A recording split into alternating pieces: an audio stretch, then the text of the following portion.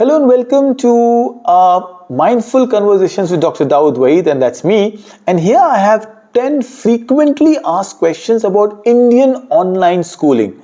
This is the 2025 December edition. We will have more learnings, more research and data as we go every year because the online school across India is growing at a rapid pace. As the founder of Golden Sparrow, Hub Schooling and online schooling, I also see a trend that parents are now relying on it. They're trusting in it. And that's the premise of some of the questions that have been asked by the homeschooling community that we manage, the online group, and generally from parents when they hear the word online school. So let's deep dive into this world of online school.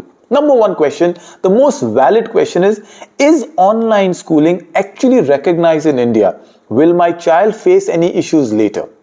So absolutely 100% real online schooling exists in India, and as long as a child appears from a certified board, so I'm talking about grade 10 and grade 12, a certified board could be NIOS board, which we are catering to, National Institute of Open Schooling, or a local state board. So you can take a Form 17, say in Maharashtra, or a Cambridge or an edXL certificate. All of them are equally valid like any other boards in India. So you can also pre that if you are tying up with an online school, ask them, have you got an affiliation for a UDICE number? So in case your child wants to transfer locally, let's say from grade 6 to grade 7, you are also eligible for those transfers. A lot of online schools have partners and this is a valid option.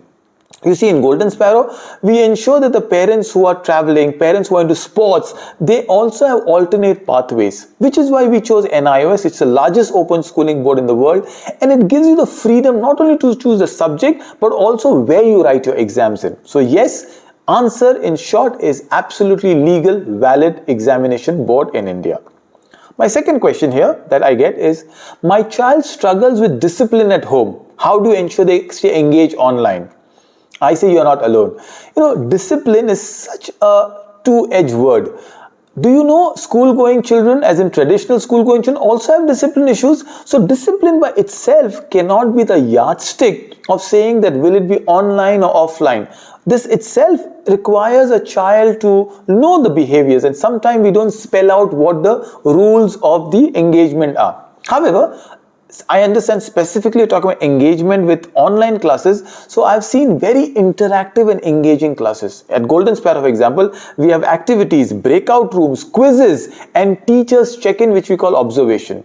Also, the idea of engagement online is to keep the sessions crisp. So the attention span today hovers very less. So it's fast-paced. It's also well-paced for a child. So the young attention spans are held together. The parents have told, and this is an honest feedback, that previously reluctant child who used to get out of bed and lazily amble across are excited for a class. We also ensure that the class is a little late, so the kids don't sit in the pajamas. They have proper breakfast, they shower, and they change and they sit for the class. So this is an answer for the second question.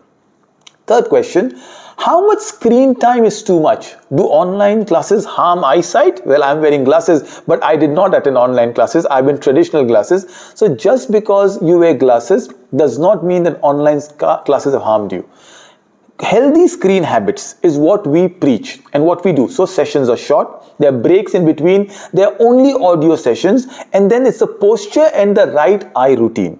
Also, evidences have shown that the screen that you use on your laptops for an online class, which is a static class. For example, if you're watching me, you can very well not watch me and just hear me out. Also, the animation is completely down. This is a very plain conversation that's happening. This is what happens in an online class. We always confuse an Instagram video or an animation or a video game which has too many pixels, which is too bright on the eye, where visuals change constantly and the mind is in a flux, with an online class. The online class comparatively are steady, they are calm, and they are far more relaxed. When it comes to eyes, yes, you must ensure that they have a healthy diet. Nutritionists say that, but also you ensure that their eyes are not exposed to, say, the video games over a long exposure, which is where the harm comes in. So these are my first three questions. We'll take the next episode for the next three. Good luck. Goodbye.